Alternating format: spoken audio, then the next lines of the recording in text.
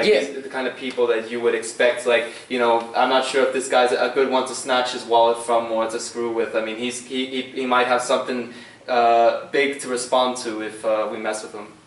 Yeah, I mean, like I said, it's a double-edged sword. I mean, because remember Yip Man? Which man? Yip Man, the Wing Chun guy. I'm not sure if I can Well, know. basically, Bruce Lee, the system that he started off with, the Wing Chun. Oh, yeah.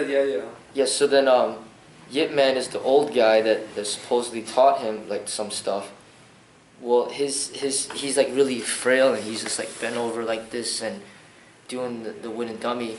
Like that's showing more. That's like you look at him and be like, you know, this guy's weak, he can't do anything. But then in actuality, he could be very powerful, right? Yeah. But that's kind of like how the Tao is. It's like more humbleness and then there's power within. Yeah. So you don't like really exert like a bunch of like intimidation around you. It's kind of like a woman that might have inner strength, but then on the outside she's still a woman. It's like soft, right? So there's a benefit to like basically being perceived as weaker, but then you're really strong. Like Bruce Lee, for example, when he's wearing like a kung fu outfit like what you are, and it's baggy, he looks like frail and weak. But as soon as he takes it out, he's all ripped up, and then it's like, dang, you know. So there's that balance, like the soft from the outside and the hard from the inside, for example. And there's an advantage to that.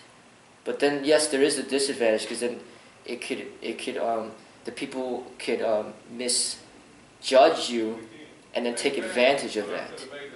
You know, like just like how people will take advantage of. They'll always say like, oh, you know, you'll take my kindness as a weakness. Like you're too kind to people, and then certain people take advantage of that, and then it turns the person has to learn to kind of put his foot down or to be a little more assertive.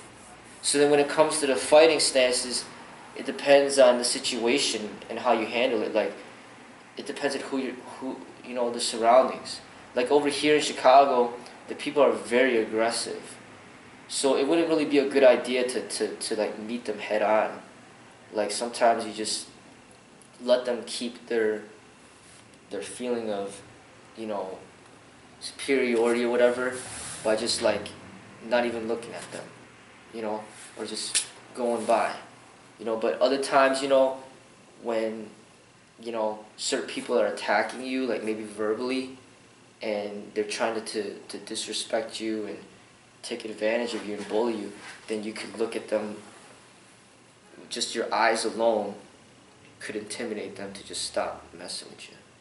You know, just all that weight training, for example. You don't even have to practice any combat techniques at all, but just the weight training alone is automatically gonna get you to get your chest to stick out. Your abs are gonna end up being stronger, and you're gonna look more fit. Your facial structure is gonna be more defined. Even when you chew gum or chew anything, the muscles are gonna be popping out on your jawline. And your back is going to be straighter because when you work on your lower back, it just feels better when you're straighter. And then all that training will set off a certain energy to people that may want to take advantage. They may no longer want to take advantage because they become intimidated. So that in itself is a factor that helps you stay safe, you know. So, like I said, there's that Yip Man example that I pointed out, and even Bruce Lee himself was a small person, 5'7.5", and when he died, he only weighed 125 pounds, but he was like ripped, you know, he was like really strong and defined and athletic for his size. But he understood his body. Yeah, and he knew how to use his body, you know, things like that. So, there's the inner power, and there's the outer power. So, as a man or as a human being, we should always have the inner power no matter, like that's what we need to develop. As far as the outer power is concerned, you can kind of manipulate with that and change that according to the situation. Like sometimes, you know, some people might underestimate you and just take your shirt off and then boom, then all of a sudden they're like backing off. Other times you're like, you know what, I'm going to be more modest with the way that I'm out there, so you might wear more baggy clothes. And then people don't really pay much attention to you. You know, it's just like a woman. Like, she could decide to put on all this makeup to make herself look like really, to get all this attention from people, or she could dress down, and now nobody really pays too much attention to her. She just kind of, like blends in with the crowd. So, you know, like they decide like every day, do I want to wear the mini skirt up here, or do I want to wear a dress down here? Do I want to wear high heels or flats? Do I want to fix my hair, or just leave it in a bun? Do I want to put on a bunch of makeup, or do I want to just be natural? Do I want to show a little cleavage or no cleavage? I mean, every little thing that they decide to do will dictate like the amount of attention and energy that's going to be drawn to them. So it's the same thing with a man. I mean, you know, some situations when you're getting bullied, then you may have to assert a little bit more of your yang energy to fend them off. And other times, you know, when there's a lot of yang energy around you already, you might just ease up with your expression of yang energy and just let them be. Like, just don't aggravate it. You know what I'm saying? It's like being around like a lion that's like a bunch of lions that are really, they're dangerous people. So you don't want to like engage in a fight with them unless it's absolutely necessary. So you just kind of stay back and just basically don't make much noise.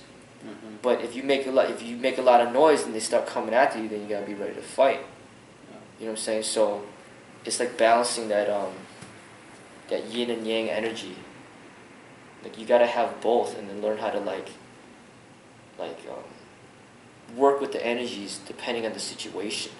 And it's the same thing with intimate relationships too, because you could have a woman that's trying to, in a way, like control you and bully you within your own relationship, and then you might have to step your foot down and take control in order to get them to kind of get back in tune with their own inner yin energy.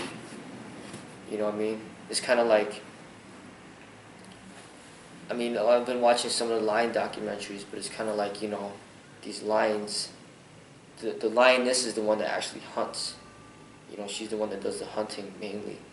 But then the lion king, the male lion, just comes in after she does the hunt and just eats the food, and then like pushes her out the way, and then she can't do anything about it. So even though she does the hunting, he's still the king.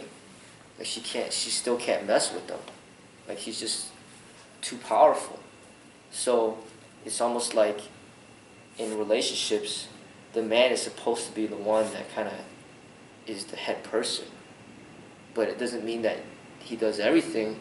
It's just that he is the head person, but the lioness is actually the one that does the hunting, which is the most, pretty much very important. But he's like the protector of the entire pride, and he's still the king. So the woman, when you're engaging with a relationship with a woman, like, it doesn't mean that you control everything, but you're still the head person. She does her thing, but you're still the head, and that just has to be understood. Unless you decide as a man to give up that head and let her take it, but that's almost like, it's almost like you're getting robbed, and then, or like somebody wants to like hurt both of you, and then rather than defending her, she defends you. Which can be the case if you're with a very aggressive woman, yeah, who pretty much is almost like a man, because she's like, say you're 5'5" and she's 6 feet tall, you weigh 140 and she weighs 200. She's like stronger than you. You're benching 150, she's benching 250. You know what I'm saying? Her voice is deeper than yours. I mean, it's like, yeah, you know, she took over the role more than likely, and then you took the other role. You know, so I know relationships that have been like this. With my cousin, it's very similar. Yeah. Very similar with my cousin. Seriously. I mean, this is a society in Slavic societies. I mean, it's always the man is dominant over the woman. I mean, they're still in that Stone Age mentality, so to say, where it has to be that way. Yeah. But this is a very rare exception where the woman is king and the husband is queen. Very rare exception. Yeah, I know this. So, what else do you want to work on? I mean, right. You said you asked about that stance. Yeah. Is there anything else that about that you want to? Here's one thing. Are you still recording? Yeah.